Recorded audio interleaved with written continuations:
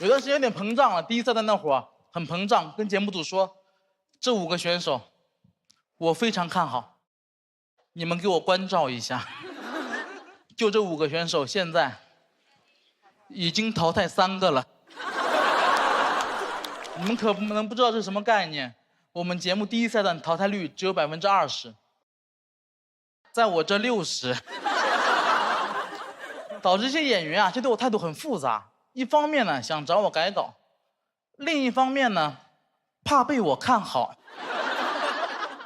现在节目组已经禁止我看好任何选手了，说我动摇军心，说如果我实在憋不住的话，可以去把黑灯眼睛看好。我是喜单3季以来咖位最小的开场嘉宾。但我没有那么自卑啊，因为毕竟不是名次最差的。今年没有参赛，因为有很多其他的事要忙。前段时间我求婚了，不用开心的太早，没说结果呢。啊，没有失败。我是特别挑了他在看完自己最喜欢的5月天之后和他求的婚。你们懂这个含金量吗？他看完了阿信，选择嫁给我。哎，这不参赛还有一个原因，就今年确实在节目里面有别的身份，当官了，总编剧，手里也是有点小小的权利。现在给黑灯发微信，他得回收到。有段时间有点膨胀了，第一赛段那会儿很膨胀，跟节目组说，这5个选手，我非常看好，你们给我关照一下。就这5个选手，现在已经淘汰3个了。你们可能不知道这是什么概念？我们节目第一赛段淘汰率只有20%，在我这60%，导致这些演员啊，就对我态度很复杂。一方面呢，想找我改稿；另一方面呢，怕被我看好。现在节目组已经禁止我看好任何选手了，说我动摇军心，说如果我实在憋不住的话，可以去把黑灯眼睛看好。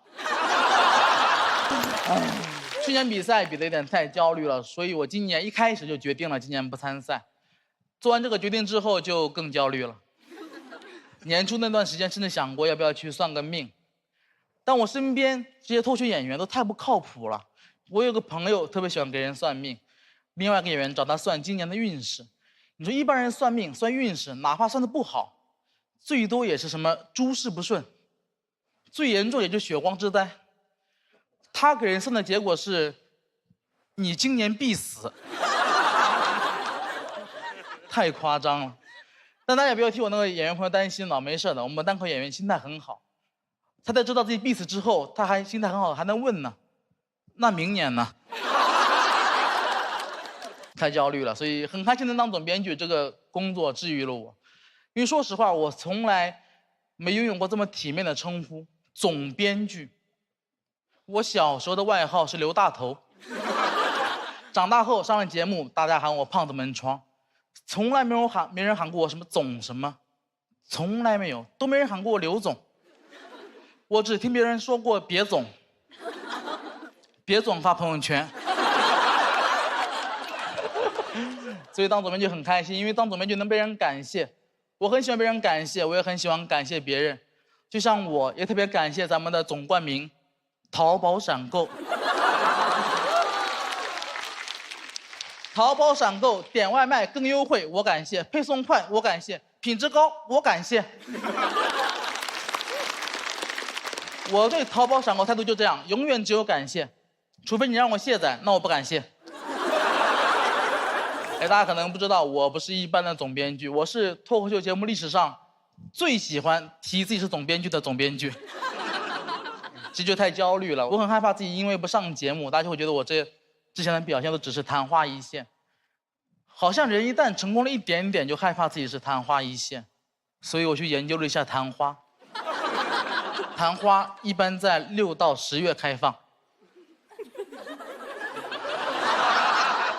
一般在夜间比较活跃。我不焦虑了，我确认了，我就是昙花一现。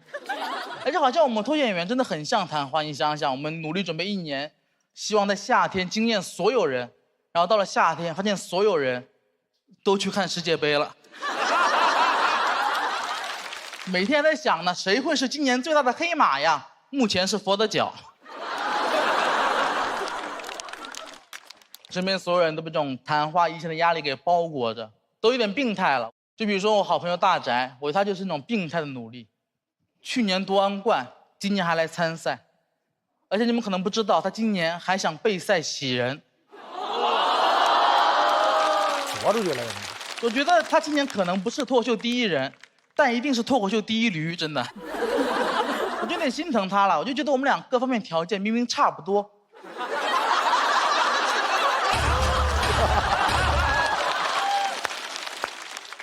为什么要活得比我累这么多呢？但我看到你们反应了，我知道有的条件还是不太一样，外貌上肯定是有一些差距的，所以我有对象他没有嘛，然后我很害怕自己昙花一现之后的结局，我被这个压力压得喘不过气，我就经常找我的朋友倾诉，我说为什么人在自己没成功的时候会焦虑，但是人成功之后又会焦虑自己是昙花一现？为什么我今年当了总编剧，好像还赚了很多钱，但我就是不快乐呢？我朋友说你今年必死，我说那明年呢？那我仔细想想，好像昙花一现之后，它的后果就是必死。那结局呢？昙花一现，然后凋谢，然后落到泥土当中，然后慢慢的变成养分，然后去滋养新的昙花，去帮他们长出更多的梗。不焦虑了，昙花一现后，我还可以当总编剧。所以我很开心，今天节目组邀请我回来演这几分钟，当这几分钟的昙花。我给后面的学生打个样，我在这个舞台上短暂的绽放一下，希望大家在此刻可以尽情的欣赏我，因为马上我就要谢了。谢了大家，我是刘仁成。我先谢了，还有很多花要开，我看好他们。今年确实不一样了，红了现在。以前节目都是我 Q 嘉宾，今年都2个嘉宾 Q 我了，流量竟是我自己。啊，这是进半决赛很不容易，想跟大家讲点心里话，聊点我自己想讲的话题。我爱吃饭，绝对不开玩笑。我从小就想成为一个美食家。我小时候的偶像是哆啦 A 梦，我觉得他是最热爱美食、最纯粹的，因为他不用吃饭，但他天天吃饭。我关心的就只有吃饭而已。所以说实话，现在生活没有什么动力，我的能力已经完全覆盖我的欲望了。我现在每个月轻轻松松月入20万，大卡。毫无压力，我对生活要求真的很低，真的每天只要能吃2碗猪脚饭，我就很开心了。2碗都不让吃，好歹是个明星啊！所以现在有时候真的就是压力太大了，我就真的很想逃离北上广，我想去龙江，猪脚饭的故乡，定居下来。从那天起，只关心猪脚和酸菜，面朝大碗，春暖花开。我真的太喜欢龙江了，我太喜欢龙江了。我最讨厌的就是那些黑龙江的人。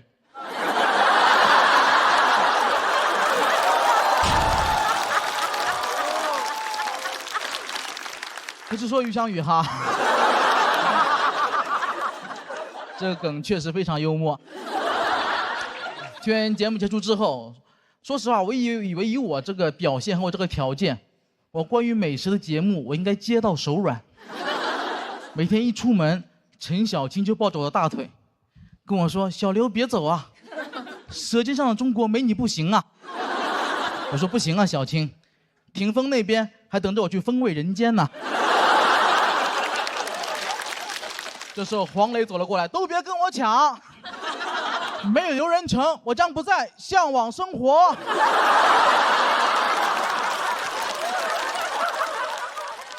一个都没有发生，一个节目广告都没有接到，甚至前2天有一个快餐品牌，他点名要一个脱口秀演员，我觉得该轮到我了，我相当权威。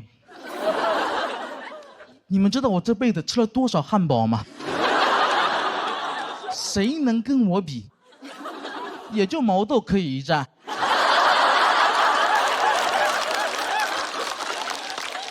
结果最后我俩双双落选，品牌方他选择了一位帅哥，他选了张俊。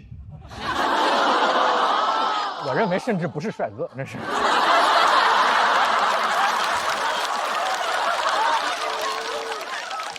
张俊，他懂汉堡吗？他知道巨无霸跟不速之霸的区别吗？他知道吮指原味鸡有几种吗？他知道什么是布里欧修面包坯吗？这是什么？你们知道吗？巨无霸是3个面包片加2个肉饼有蔬菜，不速之霸是2个面包片、2个肉饼、2个香肠没有蔬菜。吮指原味鸡有5种，最好吃的是鸡三角。布里欧修面包坯的特点是黄油含量超50%，口感绵密细腻，味道香甜醇厚。这些事儿张俊他知道吗？你们也别怪我情绪激动，他触碰到我的逆鳞了。而且咱们换位思考一下，如果有一天张俊，他打开他的蛋白粉，发现是我代言的，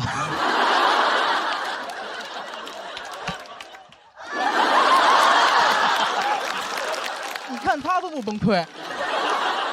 哎，可是最后品牌方还是给了我解释，他说没有选我的原因是因为他们是一个快餐品牌，他们不能找胖子，可能是我学历低吧。我听不懂，这有什么关系吗？但我还是不敢提他们的品牌，因为确实太大了，我也怕收律师函什么的。我只能告诉你们，现在每次路过他们的门口，我都感觉我才是那个真正的小丑。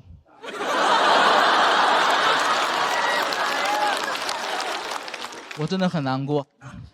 我们胖子门窗，一家都是卖门的。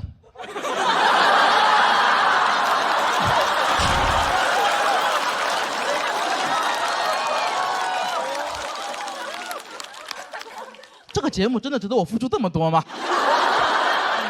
以后进不了卖门的门了，挺难过。好像很久没有在那种美食广告中看到一个小胖子了。现在什么广告都是那些帅哥美女，他们看起来就不爱吃饭。在2025年，3年6班的李子明同学，喝不到他妈妈给的牛奶了，他妈让他减肥，喝点无糖可乐。其实细心的朋友能发现，这里特别值得去插入一个商务，但他也没有选我。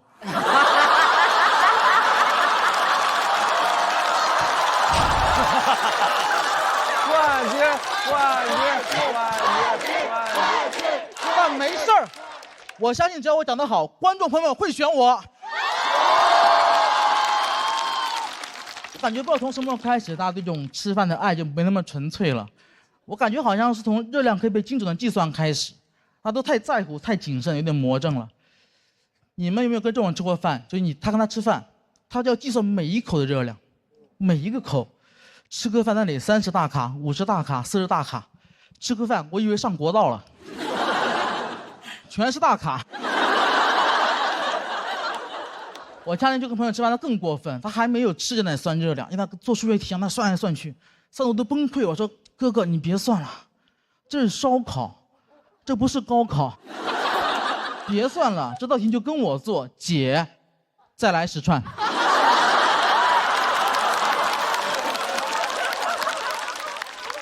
我在这里说啊，吃肉不吃蒜，香味少一半。他说，哎，蒜是碳水，蒜也有热量，让我算算蒜的热量。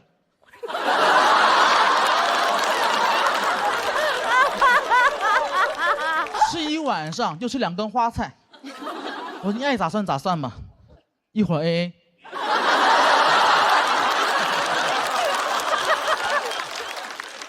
网上有人说，他说人生就是每天整个2000卡的热量去维持身体机能。其实我不同意，我觉得数字是冷冰冰的，哪怕是在形容热量，在我心里吃饭是个很浪漫的事儿。有一次我心情很差，我突然特别想吃那个顺德鱼生，我立马坐飞机去了广州，坐高铁到顺德，出了高铁站打车去店里面。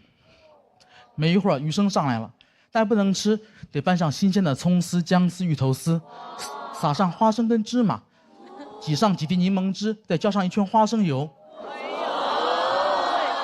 一口下去，鱼肉的鲜甜，蔬菜的清爽，花生跟芝麻的香，柠檬汁的酸混合着油酒的香气在口腔中迸发出来。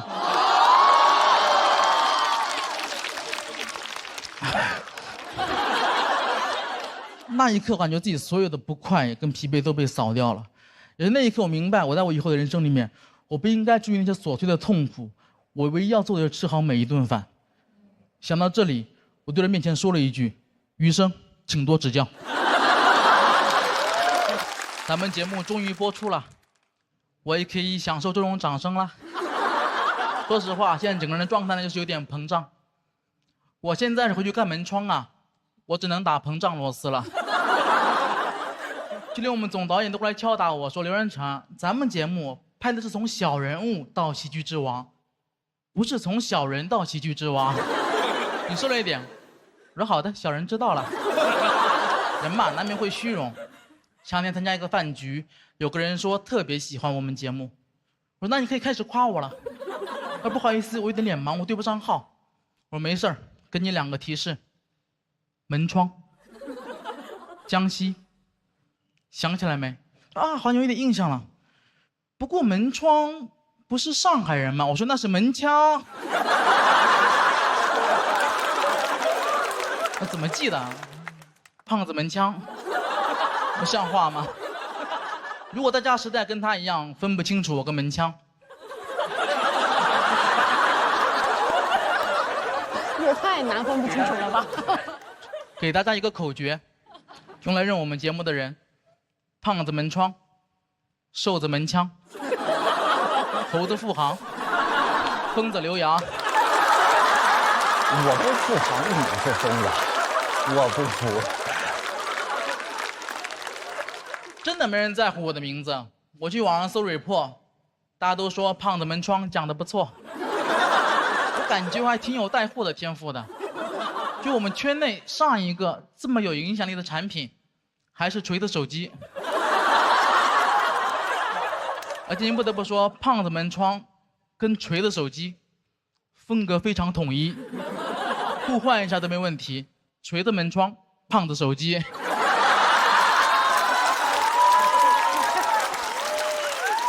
但大家还是记一下我的名字吧，我挺喜欢我的名字的，刘仁成，我非常喜欢这个名字，因为按照我爷爷本来的想法，我应该叫刘仁彤，我也不用说是哪个彤。我哥叫刘仁刚，我堂哥叫刘仁铁，大家能发现起名规律了。非常传统的家庭，家谱是元素周期表，万磁王来了直接灭门。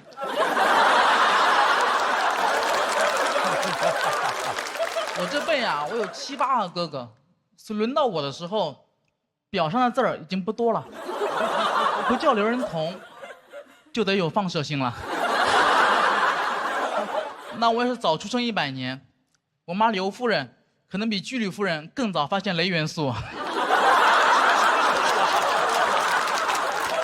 我上轮节目表现非常好啊，同场演员给了我高度评价，说看我演出有种看国外顶级单口演员的感觉了，没有字幕根本听不懂。长得不是很好，一直在吃字吃螺丝什么的，说实话整个人很沮丧。我觉得我说话不清楚可能跟方言有关，我们江西话真的很难听懂。比如我现在说一句，大家可以听一下，尝试理解一下。要是听不懂，就我瓜懂。好，没有人理解。翻译一下，这句话的意思是：你们要是听不懂，可以给我鼓下掌。这就是上海，讲苏北话你们哄堂大笑，讲英语你们疯狂鼓掌，我讲我的安义县方言你们也可以理解，毕竟比起安义县，旧金山离上海更近一点。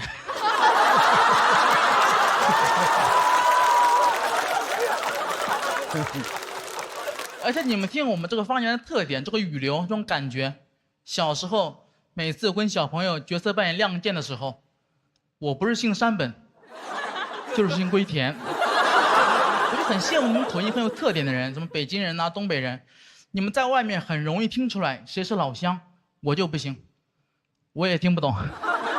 我们那方言县跟县之间就无法沟通了。我想确认别人是我老乡，我得听很久。有一次吃饭，我认真听了2个小时，才勉强确认，是一桌日本人。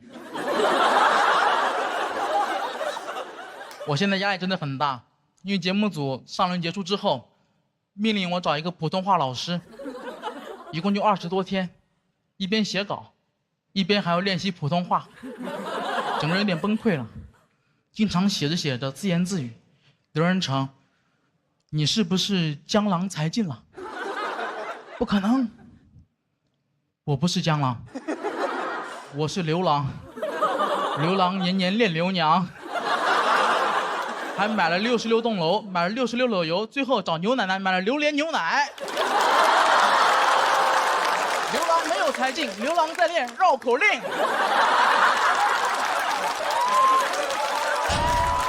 老师还让我去看那个电影，叫《国王的演讲》。你们看过那部电影吗？看过。讲的是一个国王通过不断努力克服自己口吃的故事。我越看越生气。那这个国王也太窝囊了。你都是国王了，你怎么还要努力呢？你用你手里的权力呀，你制定规则呀。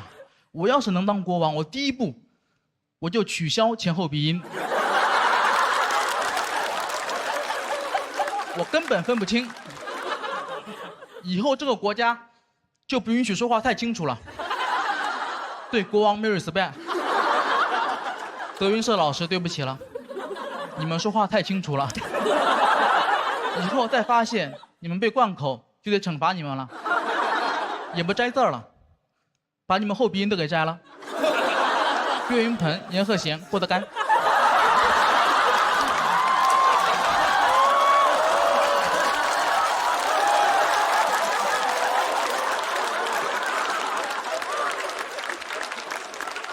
很难有比这个更好笑的段子了。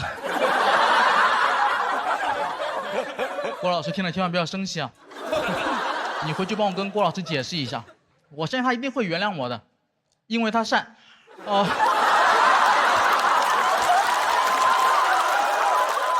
善解人意。这个段子杨丽跟我说能讲，这还可以承担。能讲。我最后再说一句啊，其他人在拜，可能很奇怪是吧？因为这句话就我上一轮真实的表现，我上一轮演出太糟糕了，最后一句话就这么说的，所以我等了24天，就是想等一个机会，我争一口气，我不是想证明我了不起，而是要证明我失去的东西我一定要夺回来，我吃掉的字儿我要一个一个吐出来。谢谢大家。Hello， 大家好，我是刘仁成，非常开心看大家，非常感谢一个夏天的陪伴，谢谢大家。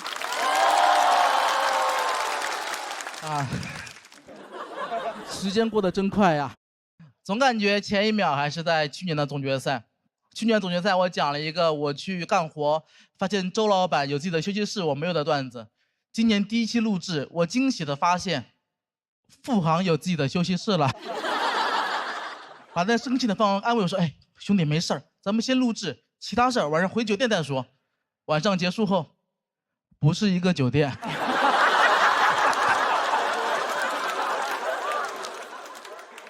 啊，我确实是一个比较敏感自卑的人，总是因为这件事而内耗，可能也是因为学历低吧。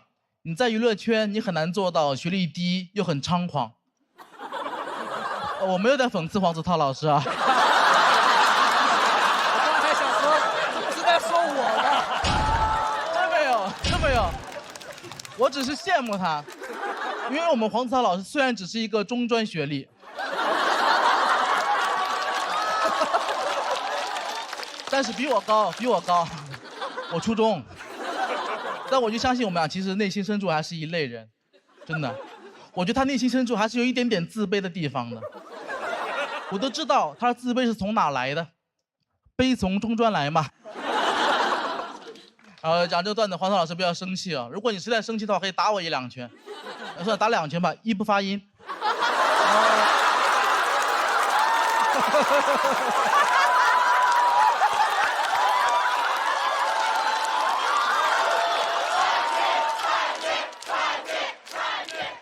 我不得不坦诚地告诉你们，这不是现挂，这是我蓄谋已久的。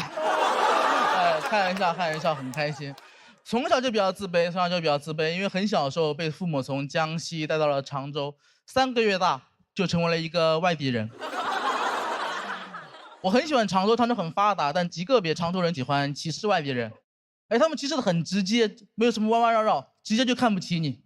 没办法，常州人嘛，不擅长踢皮球。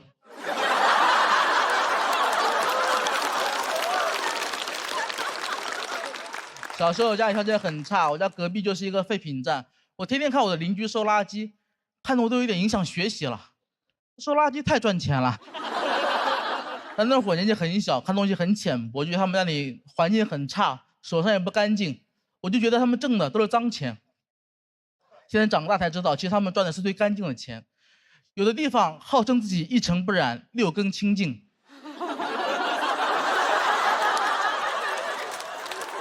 赚的钱才是最脏的，肮脏的从来不是废品站，是永信。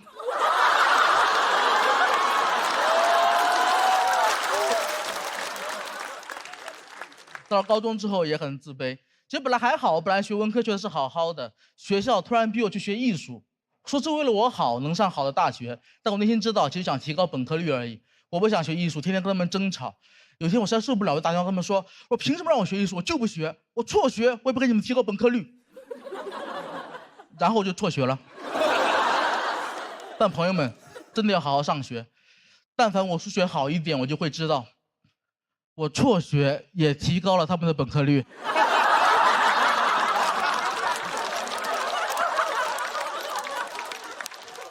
有一半的朋友没有听懂，跟你们解释一下。假设本科率是 F， 学生总数是 X， 考上本科的人是 N，fx 等于 x 分之 n，fx 减1等于 x 减1分之 n。当 x 大于0的时候，函数呈单调递减，所以 fx 减1大于 fx。懂分数函数的人都知道这里面门道有多深，但付航肯定没有听懂。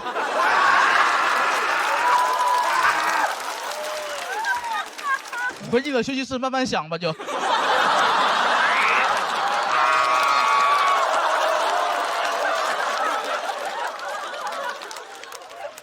辍学这个事儿真的让我挺痛苦的，不是因为学历低了，是因为我辍学说的太顺利了。我以为这是个很叛逆的事儿，一点阻挠都没有。其实那天打那个电话，我也只是一个17岁男孩在那撒娇，我发脾气而已。我一直都希望我的老师可以把电话打过来。打回来，求我回去。11年过去了，号码我都没敢换，一直都没有等到。我的老师他讲不了脱口秀，他不会 call back。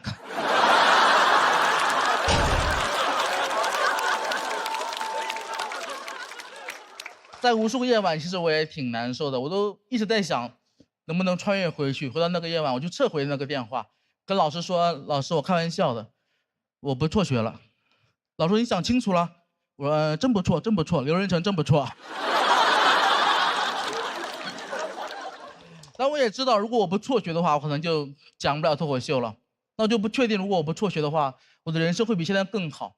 很多人喜欢美化自己每走一条路，我不这样。比如今年我有很多两边节目的朋友都认为自己去错了节目，觉得去对面会更好，怎么可能呢？只有一个人有资格说去对面会更好，就是罗永浩老师去对面对我们更好。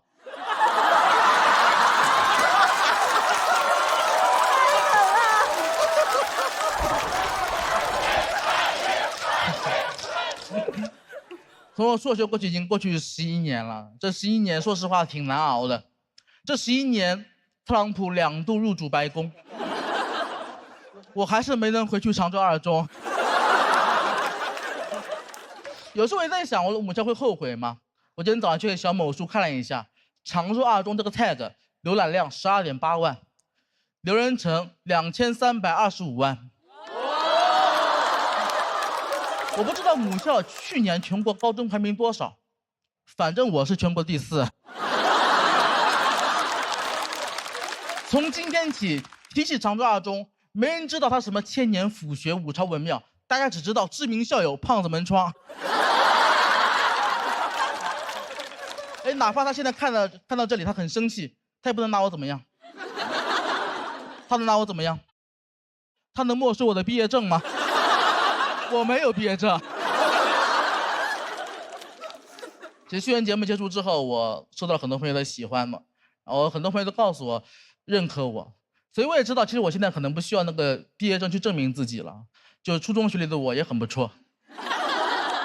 所以哪怕现在我的母校回来找我，给我补个毕业证，我也只会说千年府学、五朝文庙、常州二中好学校。但这当然是开玩笑的，开玩笑的。其实说这么多，其实也是想隔空喊一下我的班主任，我想告诉他，其实如果真的母校需要我合作的话，其实不需要很多钱，也不需要毕业证，给我打个电话就行。我这个要求很低的，我只要一个休息室就可以。老师，这是我的 callback， 轮到你了。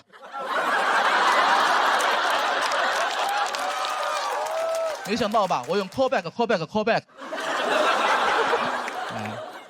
我不知道如果我不辍学的人生会是什么样子的。在复仇者联盟4里面，奇异博士他看了1400万个结局，才看到胜利的可能性。我没有超能力，我也不会预测未来，但我知道，我之所以不会去美化自己每走过一条路，就是因为我现在正在走这条路太美了。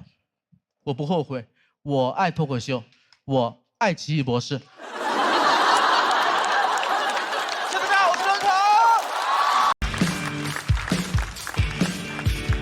Hello， 大家好，我是刘仁成。确实压力有点太大了。我最近唯一坚持的事，就在朋友圈每天抱怨为什么要比赛，为什么会这么痛苦。前两天我又发了一条，说为什么比赛就只让我这么痛苦呢？佳佳您回复，可能是因为你没参加过高考吧。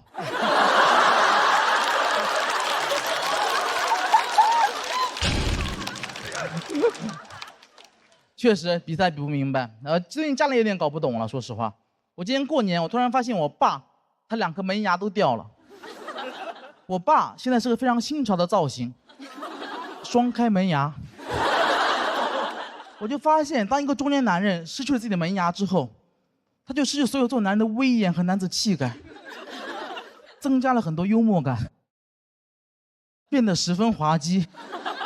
我爸现在我心目中已经不像是一个父亲了，更像是个父亲。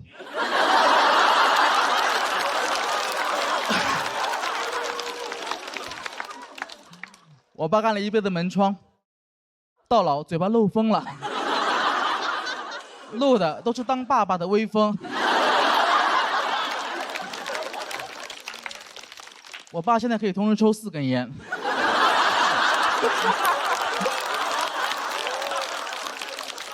别人抽烟都是散客，他就属于卡座。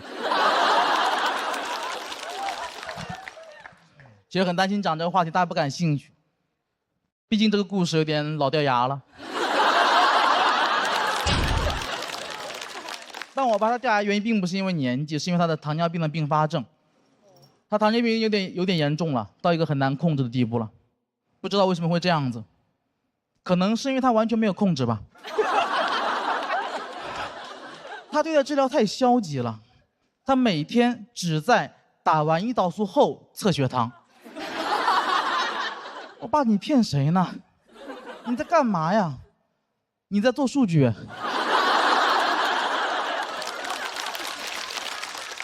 你这哪是测血糖啊？你纯测胰岛素呢。而且你说我爸他不控制饮食吧，他也没吃啥好东西，每天早上起来先吃一盆挂面，用最小的成本给身体最大的伤害。每天早上起来往那一坐，跟县太爷似的，升堂。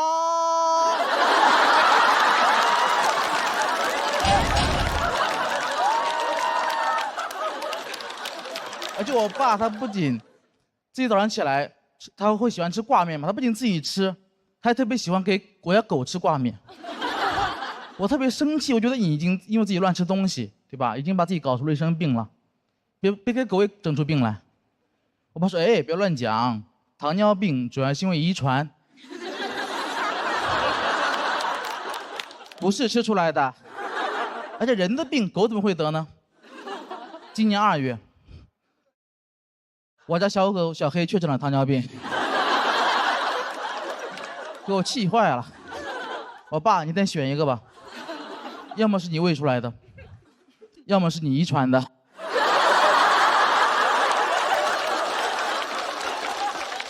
哎，你考虑到遗传，很绝望，我以后肯定也会得。过几年别人问我爸，你们家谁有糖尿病啊？我爸说，我和犬子。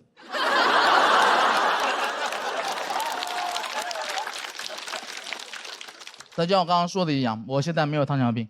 其实这个事也挺奇怪的，因为其实我才是我们家最肥胖那个人，也是饮食最不健康那个人，但我没有糖尿病。你说神奇不神奇？可能也是因为我没查吧。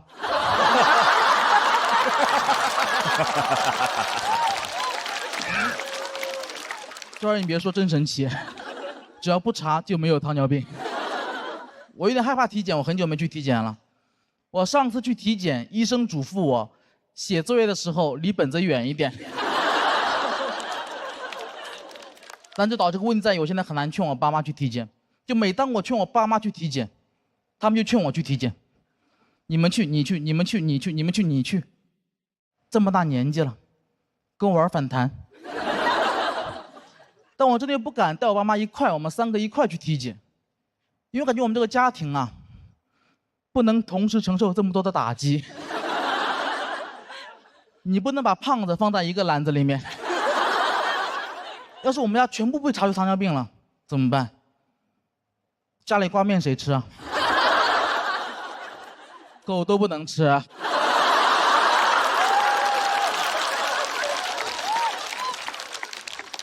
但我说这么多啊，我不是在指责我爸，我也并不觉得我比他更懂这个世界，我觉得他有点固执而已。我一直很佩服我爸。我今年28岁了，我爸28岁那年，他已经扛起了一个家，并且成为了胖子门窗的创始人 ，AKA 胖子本人。他开局很艰难，因为他当年他想外出打工，我爷爷是不答应的。我爷爷希望他可以陪他身边种地，两个人就天天吵架，但我爸就一直不屈服，咬紧牙关没有答应。那时候他还可以做到。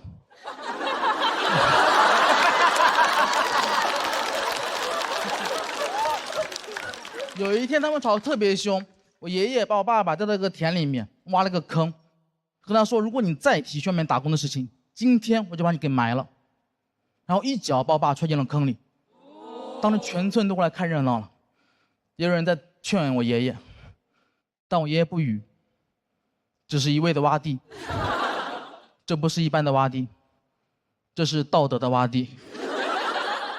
我现在尽量轻松去讲这个事情，但那天对我爸来说一定是非常恐怖且难熬的。那天泥土就像雨点一样不断落在我爸的头上，但我爸还是没有求饶，最后他赢了。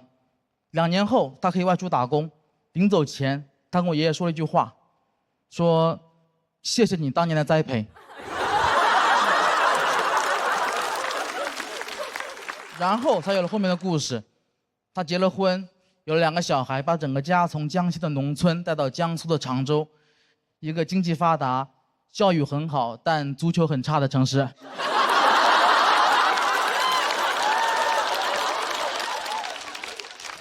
这是后话了。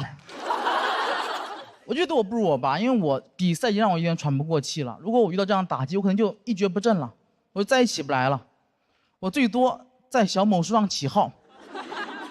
家人们，这个世界谁懂啊？恶毒的爸，不停的挖，泥巴里的我怎么开出生命里的花？但我爸什么都没做，他就默默忍受这一切。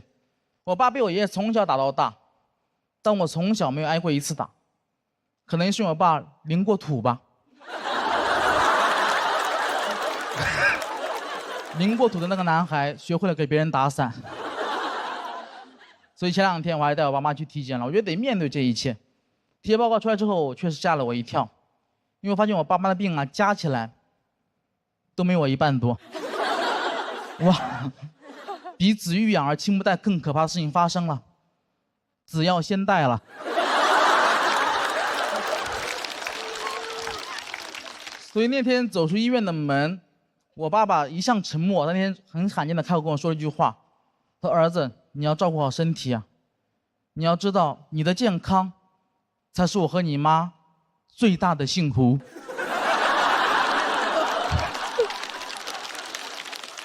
那一刻，炎热的夏天突然拂过了一阵凉爽的风，是爸爸的微风。大家好，我是刘成发。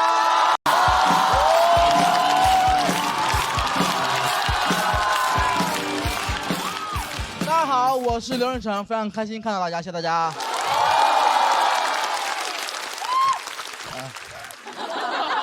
很开心啊，今年确实不一样了。去年节目结束之后，很多朋友就认识我嘛，也了解了我们家的产业。经常见面就喊我们2代，但还少开玩笑。但真有人在网上造谣说我家其实很有钱，我还挺难受的。还有人说我之所以能进总决赛，是因为写到了富航的合同里面。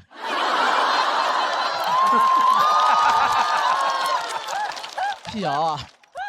没有什么背景，也没什么资源，小时候家里穷的还算是公开透明。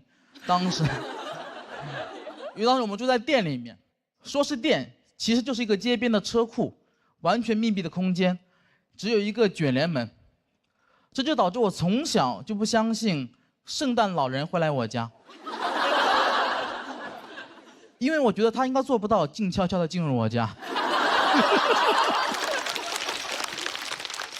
就那个卷帘门呐，那玩意儿一拉，全小区都醒了，全小区都知道我们家穷的叮当哐啷哐啷哐啷哐啷哐啷响。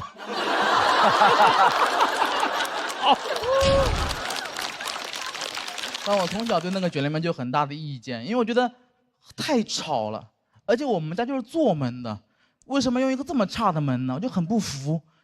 有时候看那个门有点想哭。古话说得好，变身罗绮者不是养蚕人。胖子门窗家就用卷帘门。住在车库里面，生活却也是很不方便，洗澡也很不方便。那时候冬天还好，把门一拉，拿个盆在里面洗；夏天就很麻烦，店里特别热。有2年我爸就特别嫌麻烦，他就直接让我在门口洗澡。你没有听错，门口洗澡，门口大马路上洗澡。其他小伙伴都去公共浴室洗澡，只有我公共场合就是我的浴室。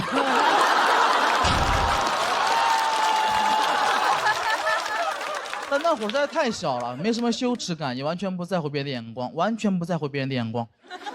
我都没注意那有个探头。我是洗干净了，电子眼越来越脏，天网恢恢，我全漏了。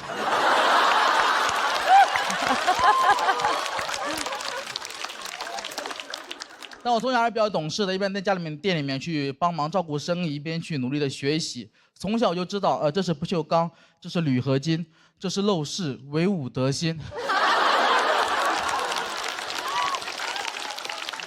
米兰昆德拉有一本书叫《生活在别处》，我童年也是一本书，《生活在车库》，所以我就很想住在很高的地方，那是我的梦想。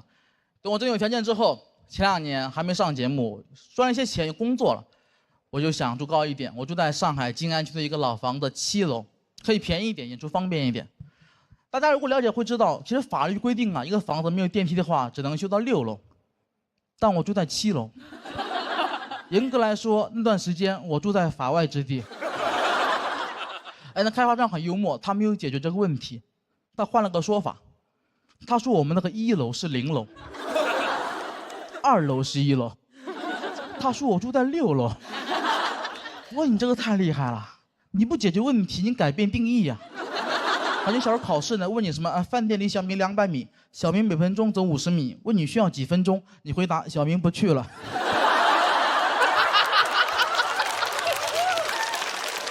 小明可以1点外卖，今天想吃黄焖鸡。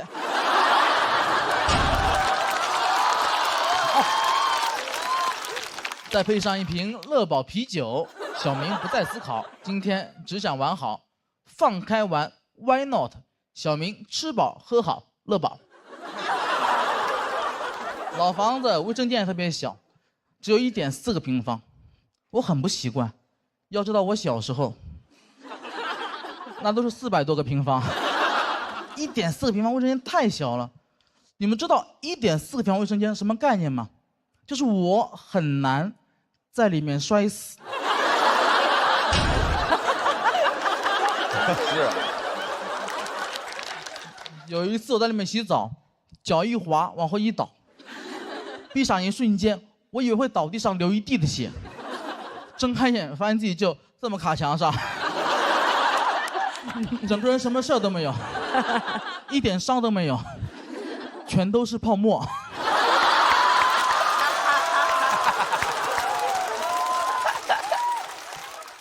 太累了，那会儿每天就要爬7楼，真的很累。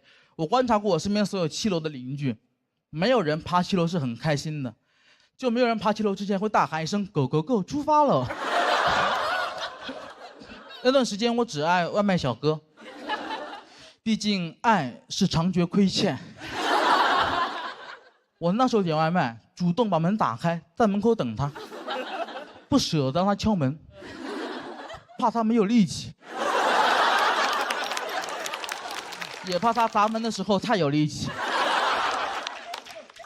然后我就发现，没有一个小哥可以做到无言独上7楼。他们话总是特别多，骂得我不敢下楼。一个人在寂寞梧桐区深院锁清秋。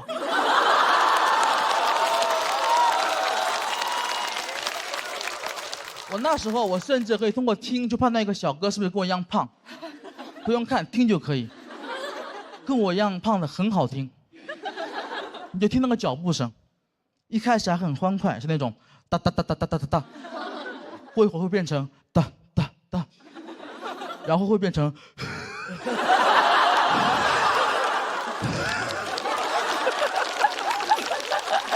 啊，一般这时候我手机就响了。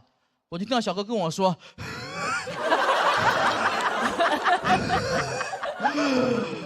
我到5楼了，你准备一下出来拿一下吧。”我说：“其实你在4楼。”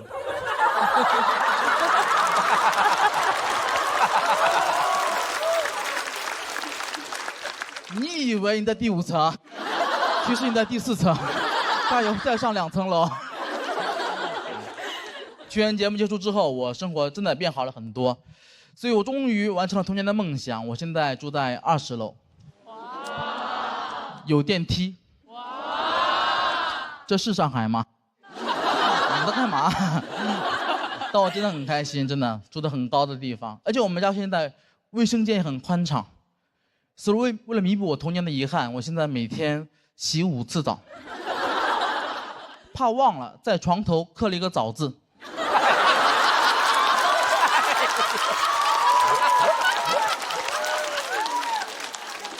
每天早上起来，我就吃早饭，洗早澡。当然住得很高，也有我想象不到的地方。我有很严重的恐高症，以前完全不知道。我住过7楼，但那个7楼没有阳台，所以我不知道。我现在每天晒衣服，那个腿抖的呀，衣服还没挂上去就干了，很讽刺。我觉得住上高楼才发现自己恐高。感觉就像屠龙勇士屠完恶龙，才发现比起公主，他更想保护动物。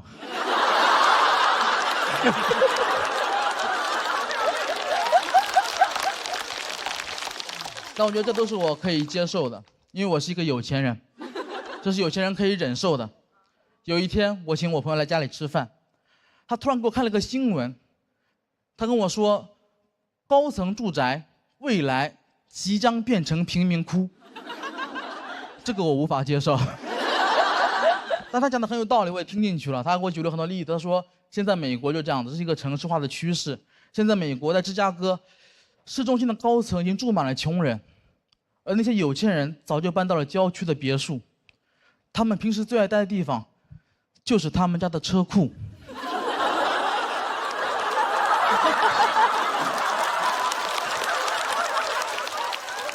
我被资本主义做局了。那一刻，说实话，真的还挺想哭的。我才发现，原来我在哪里哭，哪里就是贫民窟。就这样，我是刘文成，拜拜。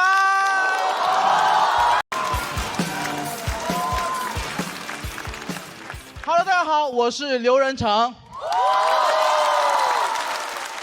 很开心啊，确实新的一期节目，时间过得真快。去年节目也是收获了很多。前段时间我还去拍电影了。其实就是跟付航一块去拍鹏哥的《长安的荔枝》。但我知道我在节目上一上来就讲这些不太好，对吧？大家毕竟不喜欢看我们这种电影演员录综艺。开玩笑，开玩笑。其实当时很受宠若惊了，提前大家准备练台词、练普通话什么的，说一定要演好。结果告诉我演一个动人。刚刚彭导提到过动人，其实大家可能不知道是哪个字，我告诉你们是哪个字，是一个单人旁一个同。所以当我跟付航收到剧本的时候，我们没人认识这个字儿。我还问付航呢，咱们第一次拍电影就演同人？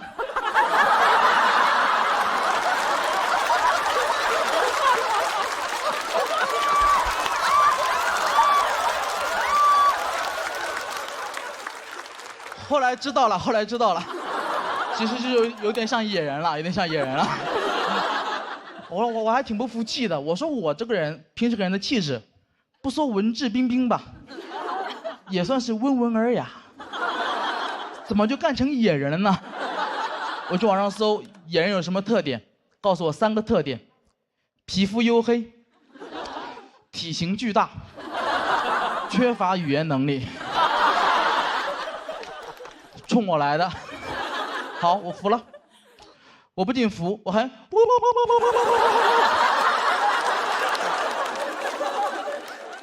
其实说实话，演野人什么都无所谓。我在店里面主要是我负责的任务太奇怪了。我在电影里面主要负责吃香蕉。我知道这个段子讲到这里，你们觉得我在编段，在 call back。因为太荒唐了，我也不知道怎么证明自己，所以我只能请看大屏幕。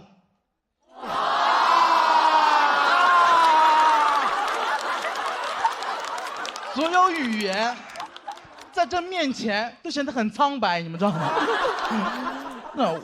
但我更不能接受的是，付航不用吃，凭什么？我觉得我去拍电影之前，我有做好心理准备，就是我可能需要吃很多苦，但我没想到需要吃那么多的香蕉。我有一天拍摄，我吃了30多根香蕉，6斤多的香蕉，什么概念？没吃饱。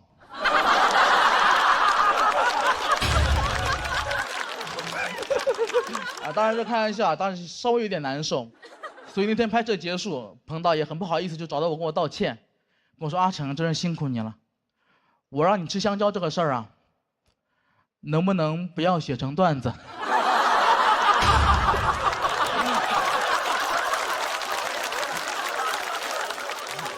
当然说这么多，我不是在质疑大鹏导演，当然不会，我只觉得我们的喜剧理念有点不一样。我喜欢那种喜剧啊，应该是那种双线结构。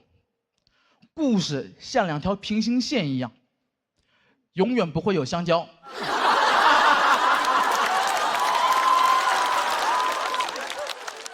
哎呀，真的很痛苦。但其实说这么多，大家感觉我是感觉很生气，其实完全没有。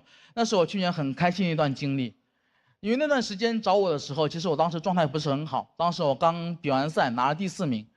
大家如果有质疑也很正常，我自己也很不安，毕竟人家教主才第5名。我看过很多那种爱豆成团的节目，我知道里面的门道。我这种情况属于占了别人的出道位。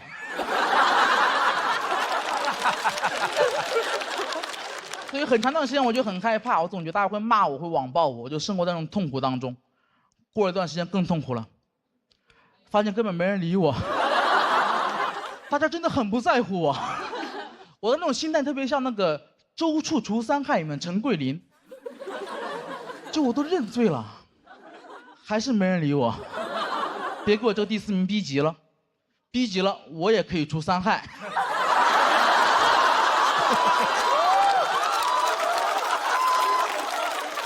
其实是讲一种心态啊。那段时间我就很难受，经常在朋友圈里面 emo。然后我当时希望大家会安慰我，跟我说你没事吧，加油啊，会好的。但没有，我忘了我朋友圈里面都是脱口秀演员。凌晨1点半，我发朋友圈说压力太大了，要崩溃了，扛不住了，怎么办？他们回复好看爱看，就是这么残忍。他们很多人很看不惯我，他们喜欢指责我一点，他们觉得我太矫情了。他们觉得没被骂不就行了吗？刘润成，你做人不能既要又要。我特别讨厌这句话，因为我发现从小到大，只要我遇到一点点好事儿，就有人跟我说不能既要又要。遇到困难从来没有。那小时候老师让我既要学好语文，又要学好数学的时候，怎么没有一个正义的人跑出来说人呢不能既要又要？我说那物理我也不要。从小课文也这么教我们，告诉我们什么天将降大任于斯人也，既要苦其心志，又要劳其筋骨，既要饿其体肤，又要空乏其身，还要行拂乱其所为。我看了就觉得，老天你真敢要啊！这个大任我先不要了，谁要谁要，我不要。我是胡彦斌，你要的全拿走。反正我不要。太多要求太复杂太困难了，怪不得这段话最后一句是所以增益其所不能呢。你这么难，他却是不能，他再也不敢要了。只会说哎是谁在唱歌啊？所以真的，所以去年能拍电影我真的很开心，那是我去年最开心的一个事儿。除了拍电影之外，还有一个更重要的事儿，就是我去年在拍电影的时候。我见到了杨幂。说实话，我从小就非常喜欢杨幂。不要纠结从小。但我真的从小就非常喜欢杨幂。但那天我没敢主动跟杨幂说话，因为我这个人有个问题，当在我的工作中遇到自己喜欢的偶像的时候，我从来不敢主动说话，我怕这样不职业。也不知道我在装什么。但那天，杨幂主动跟我说话了。因为他认识我，他看过我们节目，他说很喜欢我的表演。你们也太配合了。他甚至一见面跟我主动开了个小玩笑，他跟我说：“哎，你怎么在这儿？你不装门窗了？”一个小玩笑，但当时我真的很开心。因为我从来没有想过，我刘仁成，我能靠自己的努力，让自己从小就非常喜欢的偶像也喜欢我，并且认识我，并认可我，我感觉自己太了不起了。那一刻，我觉得我或许配拿那个第4名。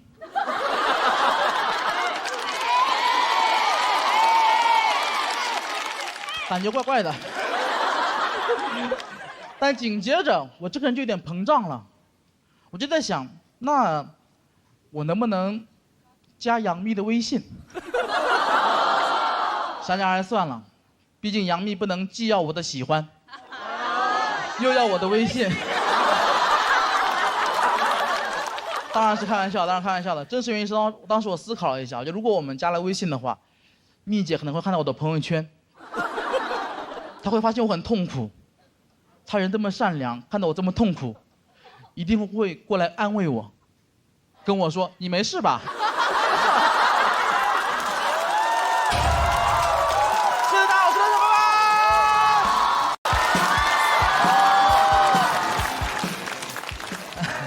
拜拜。哎，大家好，我是刘仁成。翟佳宁这个。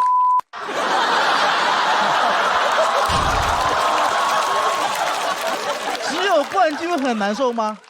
我觉得第4名也会挺难受的。但其实我们这个顺序是我们自己选择的，是我跟大家商量过，是我主动要去接他的，因为我是觉得我是唯一一个不会被他影响的人，因为我这段表演没有梗啊，他影响不了我。跟大家分享一段故事，大家认真听就行。我刚辍学那半年，我真的是有很严重的被抛弃的感觉。我反复跟我爸妈确认，学校真的抛弃我了吗？老师真的没有找过我吗？得到的都是肯定的答复。这是我第一次收到这么多父母的肯定。老师不理我就算了，半年内没有一个高中同学问过我为什么要离开。我每天就盯着我的 QQ 发呆，我希望有人可以找我，没有，一动不动。从那时候，我就讨厌腾讯。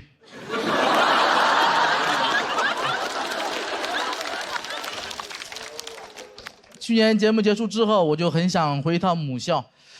其实我还是很想看我的老师，我其实没有那么怨恨他，而且我也很想念我高中生活中最重要的那个部分——食堂。2中食堂有我这辈子吃过最好吃的鸡蛋饼，我很想念它。我想，我的思念是一种饼。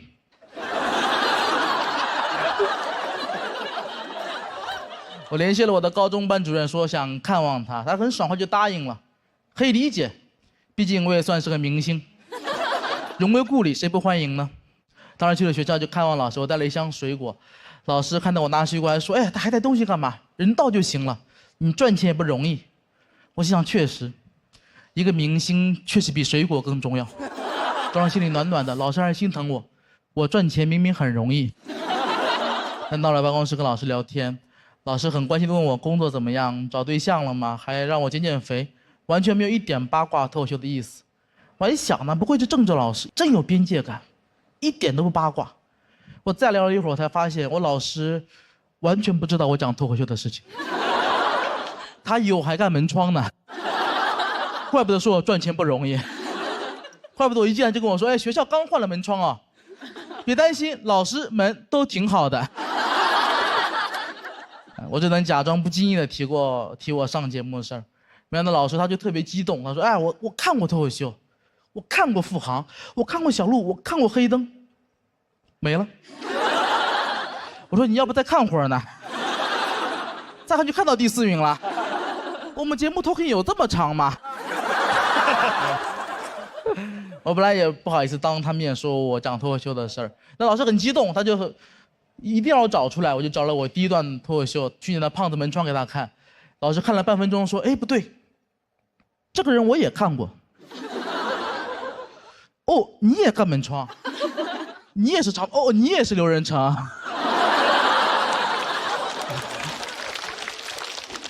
老师发现我讲脱口秀之后就很开心，跟他办公室其他老师一起分享。那一刻我有点恍惚，我觉得时隔10年，我终于获得我老师的认可。但在我心里，我还是没好意思问出那个问题，就是当初为什么没有回来找我？旁边老师也正好就是问他：“哎，这么好的学生，当初怎么不上大学呢？”老师说：“啊，是啊，多可惜啊！当时我给他家打过一次电话，他父母说他当时想好了不上了，只能放弃了。”我在那一刻才知道，其实我老师回来找过我，是我的父母没有告诉我。我爸妈到现在都不知道这个事儿。我当时瞳孔地震，但老师不知道我不知道这个事儿，我只能表面云淡风轻的跟他聊天。离开后才发现，真的失态了，鸡蛋饼都忘吃了。我也从那天才知道，原来我爸妈隐瞒了我，很残酷，就是有这种被父母欺骗，还有一点背叛的感觉。回到家，我面对我妈做的香喷喷的可口的饭菜，我的胃口还是没有受到一点影响，全吃完了。我父母真的到现在都不知道这个事儿，他们可能会看节目才知道这个事儿。但我并不生气，我实在是告诉他，就是我并不生气。当然辍学是我提的，我父母做了他们觉得对我最好的决定，他们是为了我好。大家也不用可怜我，真的不用可怜我，我现在赚钱很容易，这就够了。而且我回想了一下，这个时候我也有责任。那时候我跟我的父母在互相试探，我经常没事就问我妈：“老师找过我吗？”我妈说没有。那你后悔了吗？那没有。所以我父母他不是放弃了我，他是被我的演技给骗过去了。我不是被抛弃了，我只是跟七夕一样，我们演戏太好了，我们是太好的演员了，我就该讲脱口秀。而且我其实是个二胎，当初我爸妈因为我被罚了5000，我爸妈要想抛弃我，他们可以从源头上抛弃我，他们可以响应国家政策抛弃我。其实我之所以没对父母产生什么情绪，就是因为我现在过得挺好的。如果我现在因为辍学过得穷困潦倒，在最绝望的时候得到这个消息，可能也会黑化。从那天开始，胖子门窗再也不上门安装了。我要夺回属于我的一切，开始人生新篇章。第一章，成人高考。当我遇到脱口秀，我人生前20年都是自卑度过的，直到我遇到脱口秀，我终于有了一些值得自豪的事儿。我有了很多演出，我出了专场，我上了节目。我一直感觉脱口秀像一个慈祥奶奶给我喂饭一样，跟我说：“孩子，够了吗？孩子，要不要再吃一点？”我一边摸着肚子一边说：“真的都给我吗？我是一个江西人，我从小就是个外地人，我长得不好看，小时候的衣服很脏，我很胖，我学历也很低，我连话都说不清楚，我真的值得拥有这一切吗？”脱口秀五洲嘴跟我说：“你是王炸比赛冠军，你是年度播客主播，你是喜剧王单口第1季的第4名，第2季的第5名。”刘仁成，你是真的很不错，谢谢大家，我是刘仁成。Hello， 大家好，我是刘仁成。说实话，现在有点恨自己太幽默了。我真没能想到走这一轮，我第3轮是大放厥词，说我要走6轮，怎么还走了7轮？我也想看教主的表演。我真的很羡慕教主，因为他的第5位真的是我很理想的位置，因为我跟他一样都是舞迷。你看我身上带了个胡萝卜，我们都喜欢，对吧？都是舞迷，都是500的粉丝。然后我一直在想怎么去安慰教主，我刚想了一个临时想了一个安慰的方式啊，就教主，虽然说你没有进第7轮，但这对你的婚姻比较好，因为不离不弃。然后。说实话，今天没有想到能走这一步，所以说我在第7轮，我当然不可能开天窗了，还是准备一些内容，但是准备的是我在这个舞台之前的线下内容，那可能不是今天在舞台上最好的我，但那是在线下被大家喜欢的我，希望你们也能喜欢。我叫刘仁成，我身高1.68m，体重210斤，有点太胖了。前2天跟小鹿一块坐电梯，一进电梯，他显得非常害怕。我说你怎么这么害怕呀？你是不是有那个幽闭恐惧症啊？他没有，我有那个巨物恐惧症。我已经胖了20多年了，对于现在我来说，吃饭就像呼吸一样简单，这句话已经不太适合我了，因为我现在吃饭是很简单，但呼吸有点困难。我现在吃饭就像拿第4名一样简单。哎，我最胖的时候胖到过230斤，有一天我突然意识到自己再不减肥就要完蛋了。我怎么意识到的呢？前段时间我去一家足疗店捏脚，我刚坐那，那个技师就开始抱怨了，他说你这个腿比我2个腿粗了。我就没有反驳，但旁边技师特别善良，想替我解围。你不要这么说话，哪有那么夸张啊？我看他也就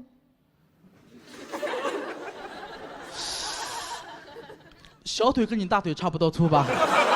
他很善良，我很喜欢他。结果第一个技师听完生气了，你说什么？你再说一遍。我腿有这么粗啊！说完，把我腿给抬了起来。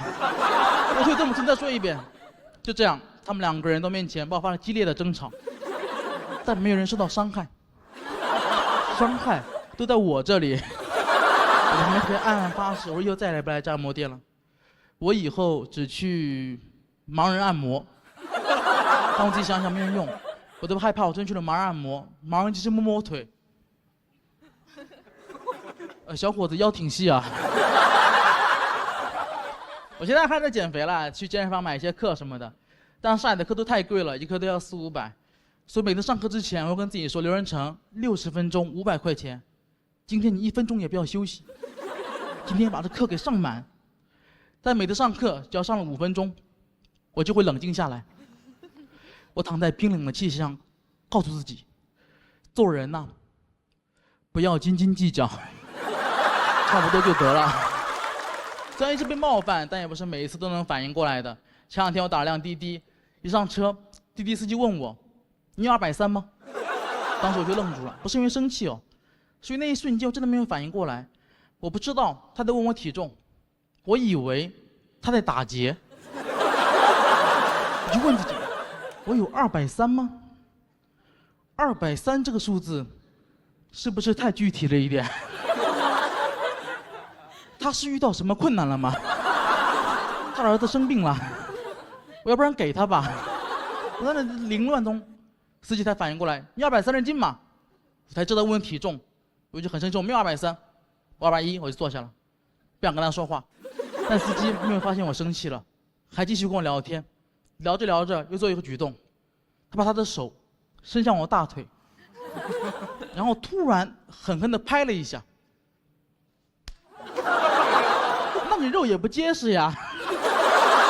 那瞬间我真的崩溃了，就感觉我丧失了所有做人的尊严。我感觉我不是一个人，我坐上的也不是辆滴滴，我是一头猪，被运上一辆卡车。卡车司机问：“这头猪有230斤吗？”“没有，只有210。”“那它肉也不结实呀！”就这样，我就拜拜。哎 ，Hello， 大家好，我是刘仁成。今年也是走到总决赛了，说实话挺意外的。我这个人呐，没什么冲劲，我是 INFP， 小蝴蝶，像蝴蝶一样美好易碎。你们再看我的造型，我都不是一般的小蝴蝶，我是发蝴蝶。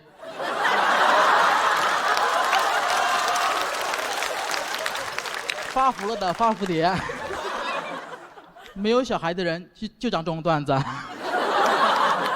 我是小野的朋友小蝴蝶，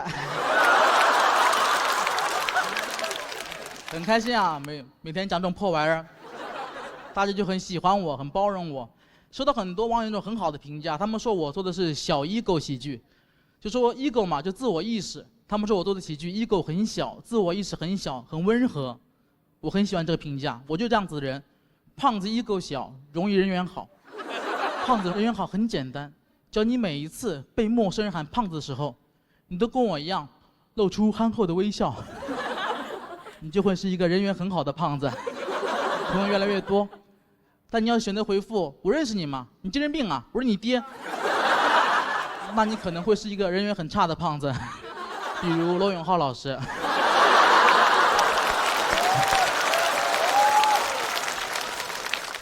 只能开个直播间才能交个朋友。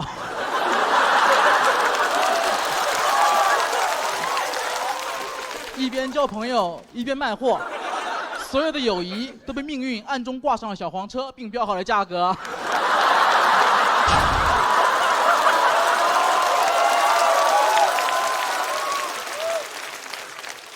我从小被人喊胖子，从来不生气，直到有一次去一个朋友家玩，朋友妈妈喊我胖胖，说实话一点不生气，我觉得挺可爱的。但我朋友突然开始维护我，说你怎么喊别人胖胖呢？你考虑过别人的感受吗？他要是跟你一样喊你丑丑，你开心吗？哇，我当时真的非常感动，这是我这辈子第一次遇到一个人这么在乎我的感受，同时这么不尊重自己的父母。但我很喜欢这个朋友，因为他虽然说是个不孝子，但他不孝胖子。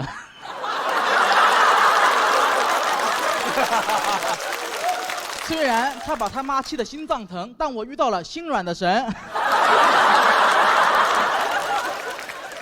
ego 小也和之前的经历有关。我做了很多年的编剧，在娱乐圈也什么事都干过，什么活都干过。今天参加一个节目，节目组想让嘉宾坐在跳楼机上互动做游戏，所以他们需要一个替身，抱着摄像机去进行安全测试。那么会是谁呢？你们做过1个小时的跳楼机吗？连续1个小时，下来之后整个人都通透了，都有点通气了，感觉跳楼也不过如此啊。那是我人生最惨痛一段回忆。结果今天早上导演跟我说，我们决赛出场方式是从上面坐升降机下来，真的彩排时候都恍惚了，我穿越了。哥，导演，我跟你确认一下，咱们现在录的是中国最好的喜剧节目《喜剧之王单口季》，不是认真的嘎嘎们吧？我再确认一下，我是演员，不是编剧吧？是吧？那你找个编剧给我测试一下。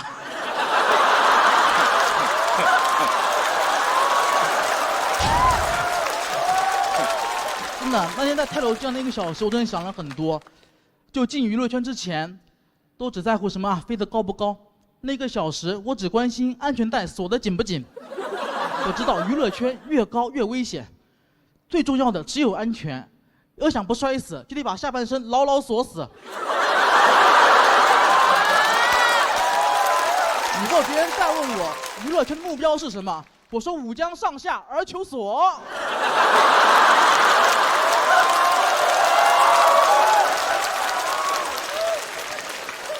后来我去参加一个节目当编剧，然后那个节目周老板是嘉宾，在现场我想找周老板打个招呼，但到门口有点犹豫了，因为他门口贴了块牌子，写着“艺人周奇墨休息室”，熟悉的名字突然特别陌生。我突然感觉到巨大的阶级差异，我的面前明明是一扇我非常熟悉的铝合金门，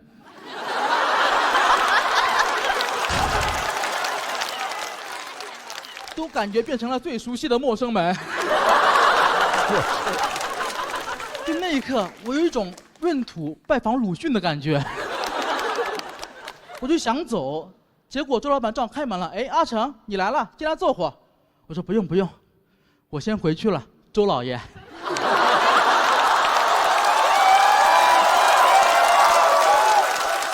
阿成，你说什么乱七八糟的？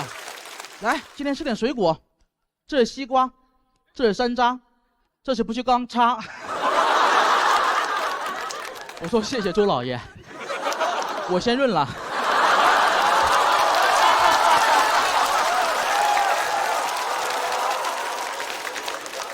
虽然今天一直在吐槽啊，说一哥小这个事儿，但说实话，我这个人就这样，我没什么自我意识，这种状态我最舒服了。你让我这种人突然变得非常的自我，我肯定也会很难受，大家都会很难受。那就不要留。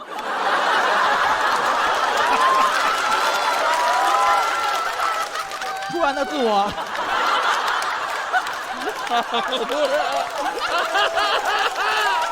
你们现在是不是很难受？这位美女，你是不是很难受？你说难受不难受？你说难受不难受？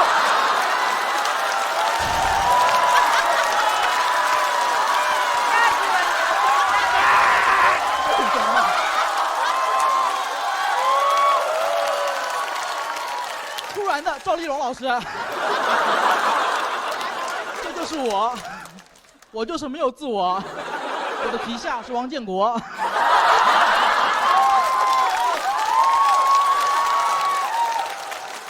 说这么多啊，我就一直坚信，我们一够小、没有自我的人也能做好很多事。比如最近我家的门窗生意真的好了很多，跟我没有关系，因为最近台风很多。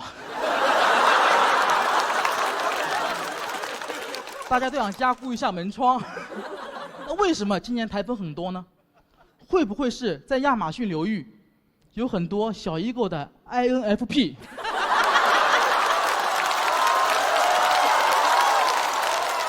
在扇动自己的翅膀。小蝴蝶还说呢，啊，虽然我扇动翅膀可能会带来台风，但中国有句古话说得好，福祸相依，所以我也不是一般的小蝴蝶，我也是发蝴蝶。大家好，我是刘仁成。Hello， 大家好，我是刘仁成。你们是过分了。今天一定把话说清楚。哎呀，今年上节目了，也是走到半决赛了。很想改变命运，帮帮家里面。结果节目播了，自己也不火，但对我们家的门窗生意倒是也没有帮助。还因为给了我们家店很多镜头，就被网友质疑说我们家塞钱了，说这哪是胖子门窗啊，这是太子门窗啊。这个太子实力也不行啊，自己闹心就算了，再看看身边人，看旁边那个黑灯，天天拿200票。前2天跟某果合作了商务，是那个高端的科技品牌，奇异果 TV， 然后开玩笑，就做手机那个，我嫉妒死了，整个人嫉妒的面容扭曲，幸亏他看不到。主要他跟我炫耀，他说刘仁成，你们门窗行业有这种高端的科技品牌吗？我说怎么没有 ？Windows。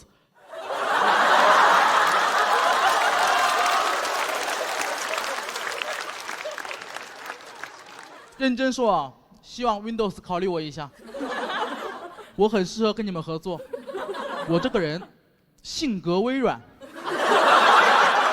容易崩溃，期待与你们见面。我其实也有商务啊，我就每天都有人问我能不能上门安装，但我的商务可能就，但我商务跟你们就不太一样，他们商务都是什么口播啊、植入啊、推广啊，我只需要上门，关键平均离我1000公里。我说上门安装是不可能了，上门女婿你考虑一下。还每天有人给我发私信说自己家门窗坏了，怎么办？前2天特别多，我都尽可能帮忙看看，但这玩意儿越看越多。我现在感觉我是一个互联网门窗医生，虽然不能上门安装，但天天在线问诊。哦，门诊。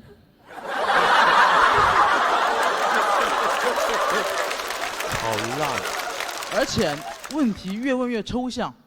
前2天有人问我，玄武门之变是哪里出了问题？你说是什么问题？那个太子实力也不行。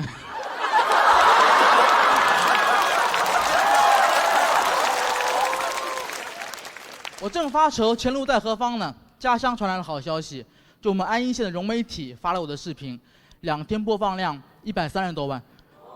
我知道在上海你们觉得这个数字没什么，但我们县一共30万人，130万的播放量，给老乡们忙坏了。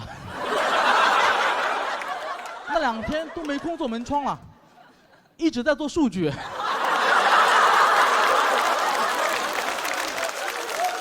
而且乡亲们真的太淳朴了。我们村长听说我们节目是现场投票，问我需不需要暗箱操作，给我安排50个乡亲来现场投票，吓得我直接拒绝。为了表达坚决，甚至说了一句在我们那里犯忌讳的话，没门。而且村长你要记住，君子有所为有所不为，这种事我是不会干的。我是君子，我有华为。就算没有暗箱操作，我的票数也能遥遥领先。不仅如此，我们家乡政府人员还专门联系我，感谢我宣传家乡。上来第一个称呼就把我感动到破防了。我有想过可能会叫我什么同学、老师，比较客气，浮夸一点喊明星、网红也有可能，都不是。他们喊我香贤，有的没文化的不知道是哪2个字啊。家乡的贤能，香贤。此时此刻，一位香贤正在为你们表演。前路找到了，我开始在网上搜索如何做好一个香贤。我说我们江西历史上最著名的香贤是谁？你们知道是谁吗？陶渊明。陶渊明，我刘仁成，何德何能跟他相提并论？陶渊明的代表作《桃花源记》，刘仁成代表作《胖子门窗》。陶渊明不为五斗米折腰，我每天大家好，我是刘仁成，期待与你们合作。谢谢大家，我是刘仁成，就基本节目一播啊，你就看到我疯狂折腰，一播至少3折。就我这种人，哪配跟陶渊明比，我都进不去桃花源。桃花源出极狭，才通人，我过不去。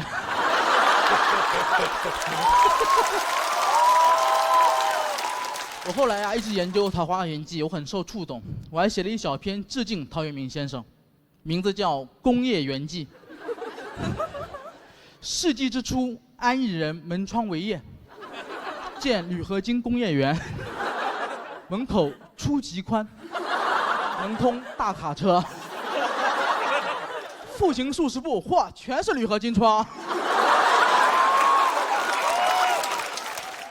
我有时候也很感慨，你说我离开老家来到上海，站在这个喜剧之王的舞台上，成功让老家的人认识了我，我是不是一路白走了？就那30万人，上门安装也能认全了。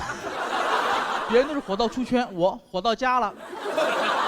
感觉我一路走来参加这个节目，就像去西天取经一样，度过81难，终于看到佛祖，问他真经在哪？佛祖说就在你老家安邑县。谁能想到一路颠沛流离、艰难险阻，取的还是铝和真经。但旁边我的大师兄他很平静，他早就找到了自己的真经，那就是爬山。好，大家好，我是刘仁成。我很喜欢这期主题啊，因为我小时候真的跟星爷一样问过我爸这个问题：爸，不上班行不行啊？因为我家是做铝合金门窗的嘛，所有的活都在家里面干，真的很吵。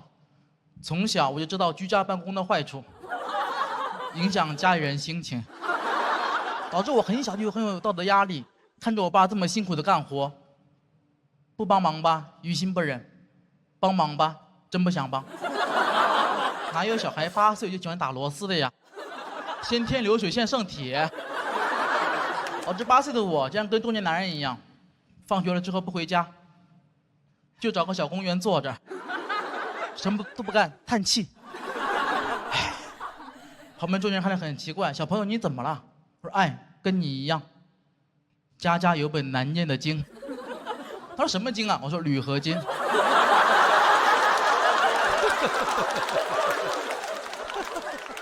我家工作真的很辛苦，大概7、8年前吧，我在家干活的时候，当时是特别热的天气，跟最近差不多，特别热。我家接了个活，去装栏杆，我当时不太愿意接，太热了。我说你在哪装啊？他说18楼顶，给我气坏了。这么热的天，18楼顶，怎么嫌我离太阳不够近呐？39度的天，18楼顶装栏杆，你什么人呢你？那老板说我可以出2000块钱的高温费。哦，原来是个慷慨的人。那是我人生中最热的一回，毫不夸张，大太阳在头顶上炙烤，滚烫的风从下往上袭来。2016年那个夏天，我明白了空气炸锅的工作原理。真的，我这辈子跟我爸没有那么熟过。工作很辛苦，但辛苦也是有意义的。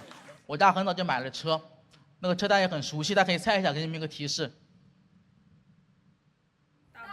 哦，有朋友猜到了，对，就是电3轮。小时候我跟你们一样失望，真的，因为这个小孩很难喜欢那个东西。我小时候最害怕的，就是看到我爸骑电3轮来接我。就你们可能听过一句话，已经很流行，说宁愿坐在宝马车里面哭，也不愿意坐在自行车上笑。你看话都说这么难听了，他都不好意思拿电3轮举例。坐在电3轮上哭笑不得。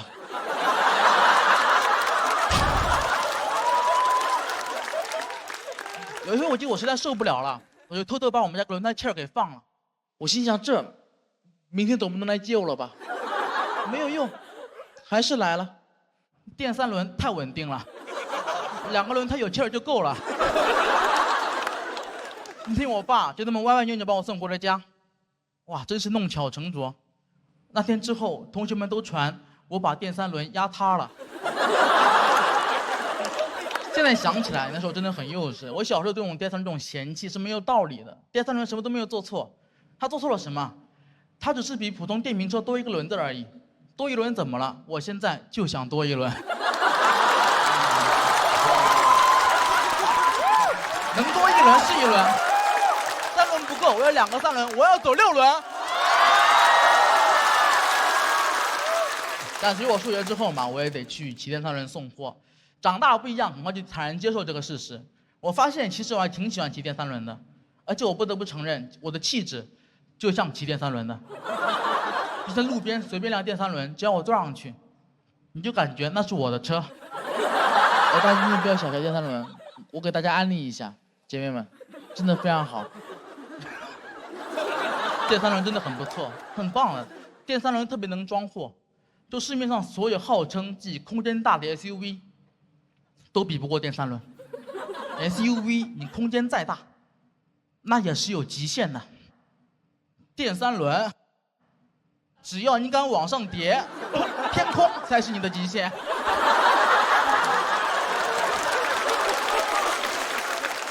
大家不要小瞧电3轮，现在真的很火，不仅在中国很火，在美国都很火。所以美国人特别喜欢骑电3轮，很多美国人现在只会3句中文：你好，谢谢，倒车请注意。我记得后来有一次我骑电3轮送货，那天装的实在是有点太多了，多到什么地步呢？就那个货物已经多到，如果我不坐上去，整个车头就会被翘起来。只有我坐上去，才勉强保持平衡。结果我骑着又做了个错误的决定，我上桥了，没过2秒就起飞了，给我吓坏了。我200多斤体重啊，第一次摆脱重力的束缚，怎么这里是风口，我也能飞起来？所以今天讲这么多，大家能发现我的目的了。我想代言电3轮，你不要觉得很奇怪哦。就咱们今天的评委吴镇宇老师，他这么好的演员，演过《无间道》，演过那个倪永孝，天天在电影里面演杀手。你们知道他最近代言什么了吗？纱窗，闯入了我的赛道，要跟我分蛋糕。后来我去了解了一下，我发现我确实错怪吴镇宇老师了。他那玩意我代言不了，他代言的是防弹纱窗。太夸张了，吴镇宇老师，你这玩意儿比电3轮更适合销往美国。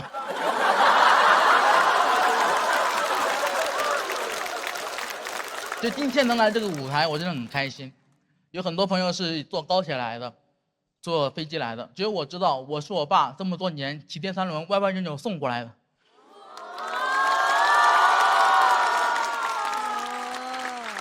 早知道要这么久，我就不放那个气儿了。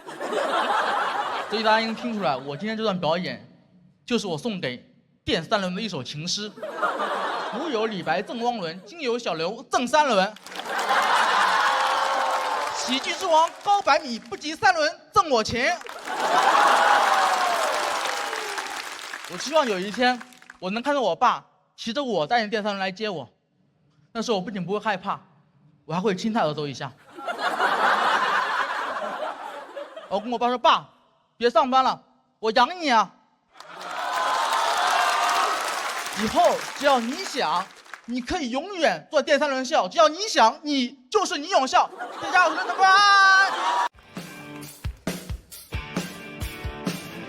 拜。大家好，我是刘仁成。我现在是在上海生活，平时出门我主要靠骑电瓶车，但我一直有个习惯，就是我不太喜欢戴头盔。没有什么复杂的原因，非常直观的原因，大家也能理解。不过得辩解一下，我知道不戴头盔很危险，真的很危险。但怎么说呢？肥胖也很危险，糖尿病也很危险，我顾不过来了。人生嘛，到处是危险，暂时顾不了这一头了。太胖了，生活就很不方便。比如我现在是一个全职演员，将坐飞机，我觉得飞机厕所太小了。前2天上了个厕所，印象特别深刻，就厕所里面我转不了身，非常尴尬。走进去上厕所，转不了身，但我得上厕所，我只能退出来，转过去，上这个厕所，非常诡异。在其他乘客眼里，我感觉被马桶给吸进去了。特别恐怖那个画面。就每回表演这段，说实话，特别对不起面前的观众。今天只有两位美女，她们的视角跟你们不太一样。你们呢都是观众视角，只有他们俩是马桶视角。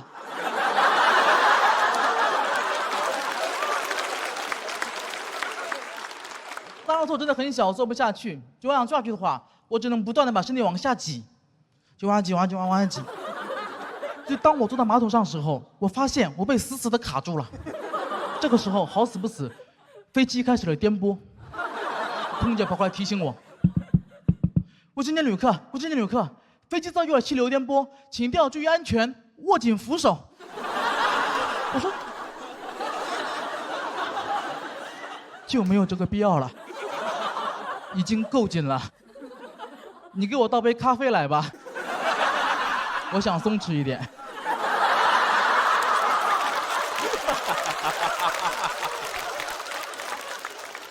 太紧了。当时上完那个厕所，我得站起来，我花了好大力站起来。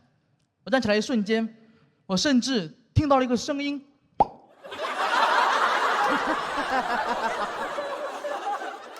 就当时厕所里面等位大哥都懵了。怎么，里面开香槟了？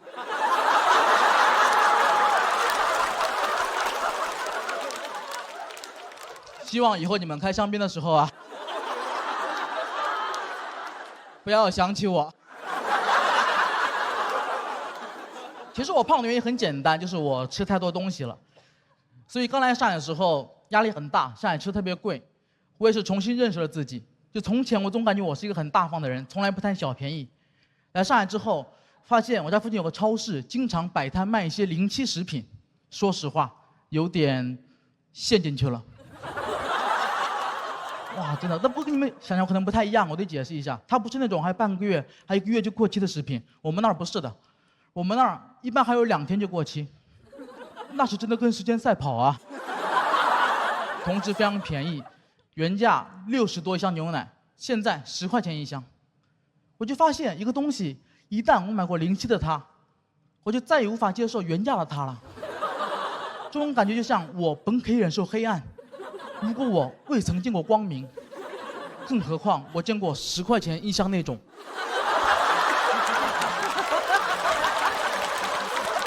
自我反思吧，我觉得我这个人不够慷慨什么的，但最近我的朋友们不这么觉得。我的朋友就对我非常大方，因为我经常无缘无故请他们吃饭，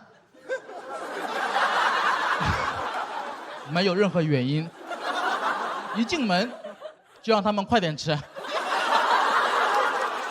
上一次付航来我家问我呢，说就想吃什么呀？我说别问我，时间会给你答案。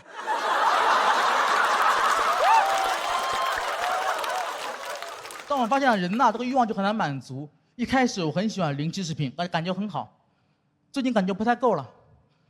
前2天买东西看中了一盒樱桃，我问老板多少钱，老板说40。老板，咱们不是临期食品吗？怎么还要40？老板说咱们是临期食品。不是过期食品，2斤樱桃40不贵了。说实话，确实不贵了，但我已经魔怔了，我无法正常思考了。那过期的多少钱？这时候旁边阿姨看不下去了，小伙子，你有病啊？那过期的你不用买呀，你去捡好不啦？我说有道理哦，老板，咱们一般扔哪儿呀？当然说这么多啊，我说什么自己不戴头盔、临期食品什么的，大家不要误会，我觉得我是什么自暴自弃，没有，我只是有了新的发现。比如说保质期这东西啊，它只是最佳赏味期，食物过了保质期，它不一定会直接变质的，只是有概率而已。所以我现在在家吃饭，有点像赌博，赌赢了开香槟，赌输了开香槟。谢谢大家，我是刘成。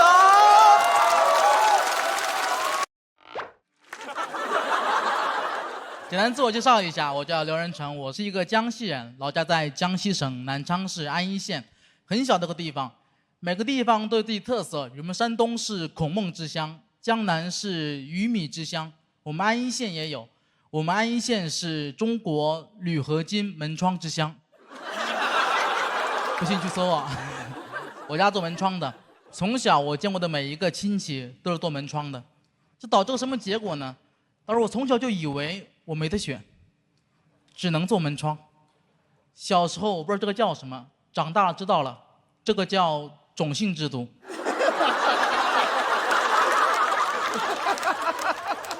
在印度，有的人出生就是婆罗门，我出生铝合金门。从小在店里面长大，我家店有非常严肃的名字，是我爸取的，叫胖子门窗。能听出来我爸是个非常真诚的人。他这个名字取的呀，你都不用进去就知道里面有什么。胖子和门窗，毫不意外，真的。但我爸显然没有考虑我的感受，在胖子门窗下面长大。真的这样会被人嘲笑。我小时候感觉那4个字“胖子门窗”像诅咒一样诅咒我的人生，我又很不争气，很快变成了小胖子。这时候再看那4个字，感觉人生的进度条完成一半了，就差做门窗了。这种宿命感一直笼罩着我，很困扰我。我记得小时候上学，第一次学那个岳母刺字，非常感动，但转念一想，有点害怕。我怕我妈也这样。回到家做噩梦了，梦到我妈在后面纹了4个字，不是啊，是上门安装。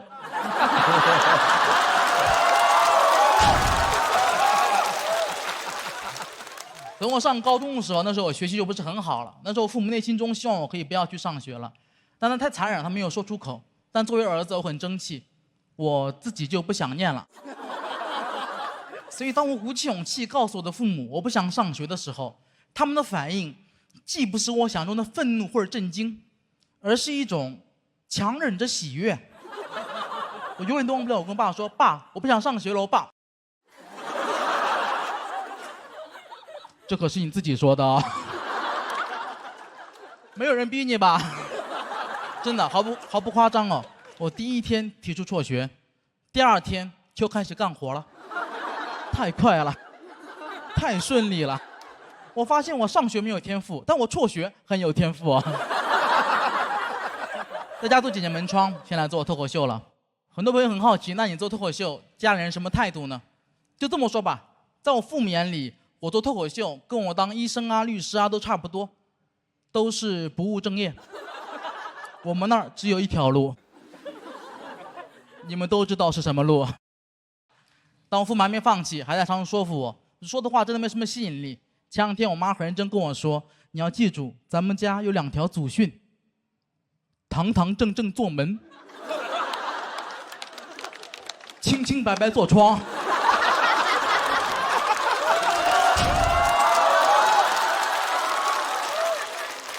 我说妈，这也太荒唐了。不过你们能听出来，我们那儿确实算得上是名门望族。没有书香，全是门第。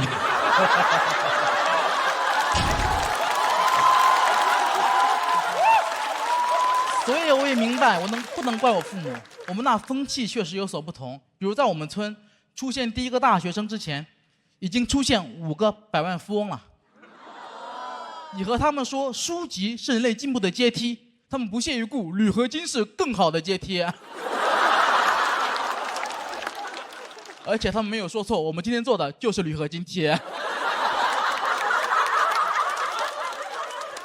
我现在在上海生活，有时候也会想家。每当我想家的时候，我就会去附近的小区逛一逛。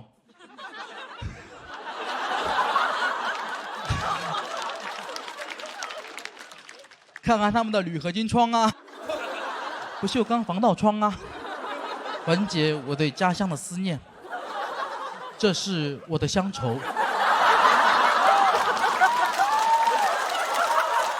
时间久了，附近小区的保安也认识我了，不让我进去了。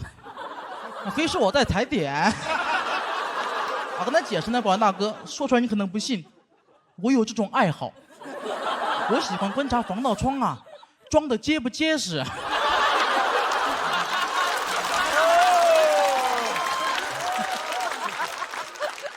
保安说你是得观察呀，你这个身材不结实的，你不敢爬。后来解释了很久，他才相信我。我最后还问他个问题：哎，保安大哥，为什么在上海防盗窗这么少啊？真的很少，你们可能不知道，我是专业的，我知道，特别少。而为什么？难道在上海生活的人都不怕被偷吗？没想到保安大哥给了我一个特别有哲理的答案。他因为在上海呀，贼难生存。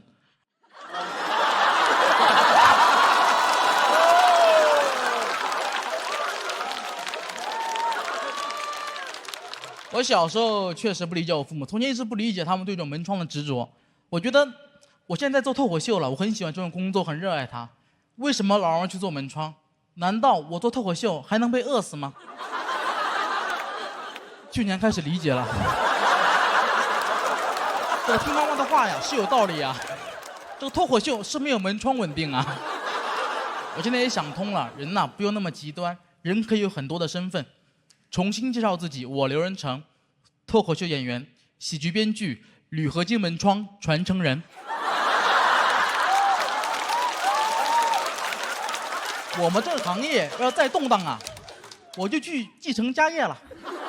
广告语都想好了，在这个世界上，上帝可能会为你关上一扇门或打开一扇窗，但胖子门窗永远为你上门安装。